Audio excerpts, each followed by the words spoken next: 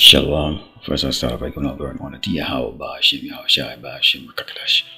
Double honors to teachers, elders, and apostles of great millstone, likewise brothers, but not the truth. Faithfully, fearlessly feeding the sheep and do brothers and sisters. And Shalom, today's lesson's title: Ignoring the Messengers Changes Nothing. Now, people basically have their head up their ass, or their head in the sand, trying to ignore, the message that's being put out there by the prophets.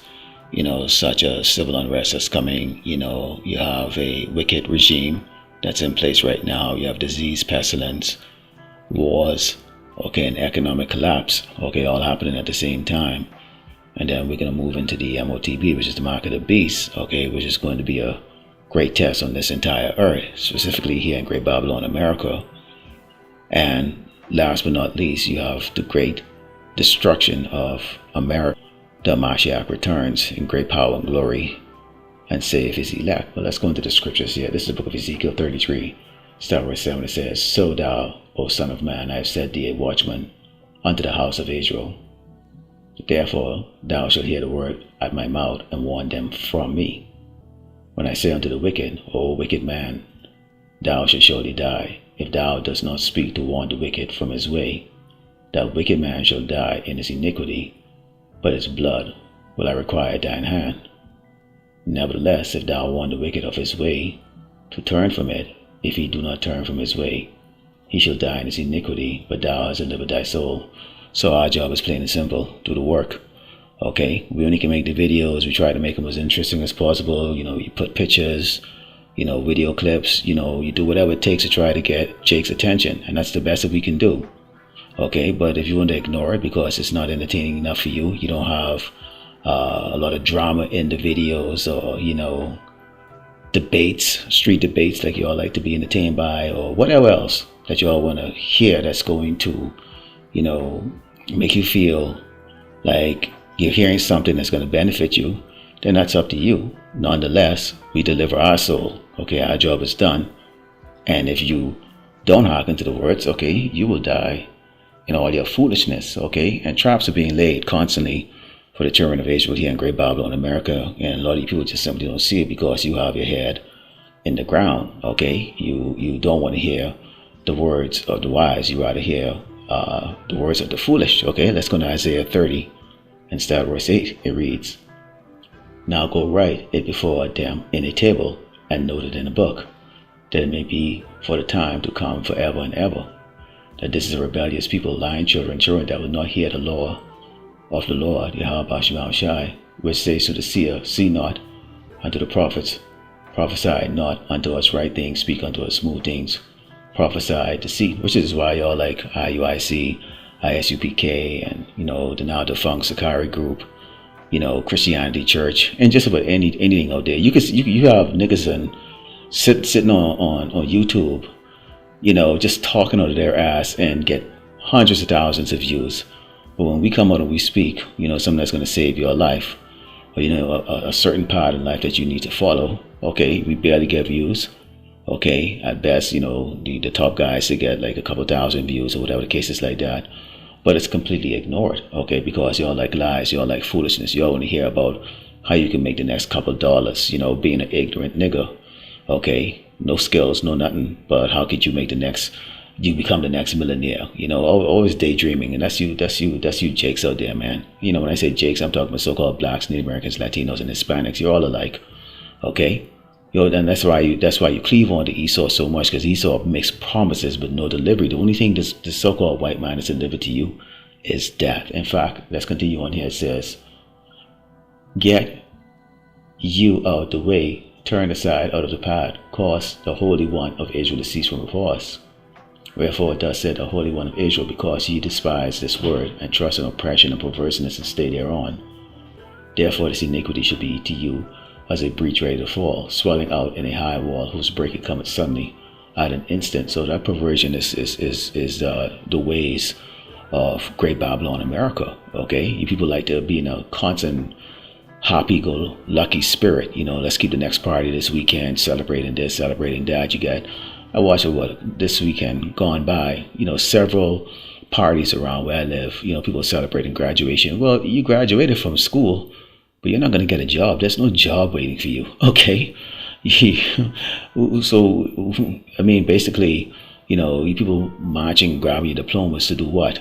Okay, you're going to be using that diploma to probably make fire in the near future, and electricity is cut off, and your ass is getting cold. But this is what our people have: is this sense of hope here in Great Babylon, America. If the history of how our people, so-called blacks and Americans, Latinos and Hispanics, have suffered in this country hasn't taught you anything, then you will never learn anything. You will only learn it through death and sorrows and pain and suffering that the Lord Yahweh Shemashah is going to bring upon this place. In fact, at the end of the day, when we go into Proverbs 1 and starting with verse 24, it reads, "Because I have called and ye refuse, I have stretched out my hand and no man regarded." We put out the lesson. We go and stand on the highway and the byway, rain, snow, sunshine. Okay, we do whatever it takes. "But ye have said at naught all my counsel, and with none of my reproof. I also will laugh at your calamity. I will mock when your fear cometh." See, we're going to laugh. We're not going to pray for you. And the Lord Yahweh Shemashah already told us not to send up any prayer. In fact, we're going to send curses. And we have forewarned all you niggas out there. If you step across the line at the prophets, and I can speak for myself personally, Esau is not the only sword man you have to worry about, okay? Okay, so just let that sit in your head for a second here. If you niggas think you're going to just come around, okay, and force your way into our blessing, which is going to be that protection the Lord Yahweh Shemashah is going to provide for us, okay, we're going to laugh at you. We don't give a fuck if you're a damn child. We don't give a fuck if you're a baby. We don't care if you're a damn old woman, an old man. We don't give a crap if you're our damn wife, if you're a friggin' doggone piece of shit, okay? You're going to suffer out there. We're going to laugh at you, and you're forgotten. Okay, continue, it says, "When your fear coming as desolation, your destruction coming as a whirlwind, when the stress and anguish coming upon you, because you're going to be hungry." Half of America can't pay their bills anymore. Not people who gave up. Not people who made bad choices. People with jobs, paychecks, alarm clocks. And on a single night in 2024, 771,000 of them were counted sleeping outside. The highest number ever recorded in American history. Most of them were employed. Here's the part nobody's talking about. That number is only the ones they could see. Millions more are surviving in ways that don't show up in any official count. And the distance between their situation and yours is probably smaller than you think. This video is about how that happened, and about the one thing people found at the bottom that nobody prepared them for. Let's start with the number most people aren't ready for. 771,000 Americans were counted sleeping outside on a single night in January 2024. That's the official federal count, the highest in recorded American history, up 18% from the year before, up 32% from 2022, 32% in 2 years. Now here's the part that changes everything about how you see that number. These are not the people you've been taught to picture. CNN published a major investigation in early 2026 and named it exactly what it is: a shadow realm. Not a shelter, not an encampment, a shadow. The people inside it go to work every day. They clock in, do their shift, clock out, and then they go sleep in a storage unit, a car, a motel room, because the paycheck they just earned isn't enough to cover a stable place to live. Because you're going to be hungry, you're going to be chased, you women are going to be chased by doggone rapists, okay? You man, you're going to be chased by rapists too, okay? You know, a lot of body boys around here, you're going to be hungry, you're going to have the animals, they're going to come out of their place to eat you. Okay, and most of these people live very filthy, so you're gonna have creatures like snakes and things that are attracted to garbage just gonna be coming in your house, biting you at nighttime.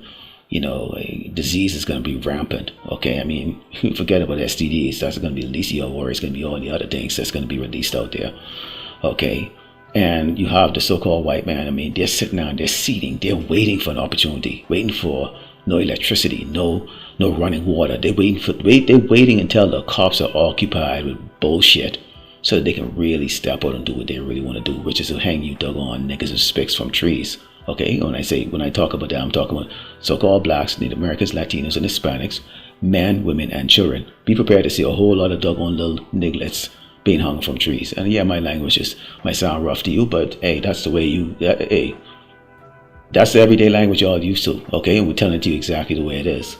All right, it says, then shall they call upon me, but I will not answer. They shall seek me early, but they shall not find me. Y'all gonna be looking for us. Like, where's that nigga that was out in the street out there on Zaragoza? Where's that dude, man? Where are those dudes on the street in all these different states? Y'all gonna be looking around at that. Oh, we're not gonna be nowhere to be found.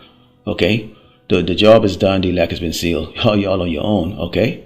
It says, for they hated knowledge and did not choose the fear of the Lord Yahweh Shema Shai. Okay, y'all want to, America can be very boring when you are not, engaged in it fully, in wickedness. It can be extremely boring, okay?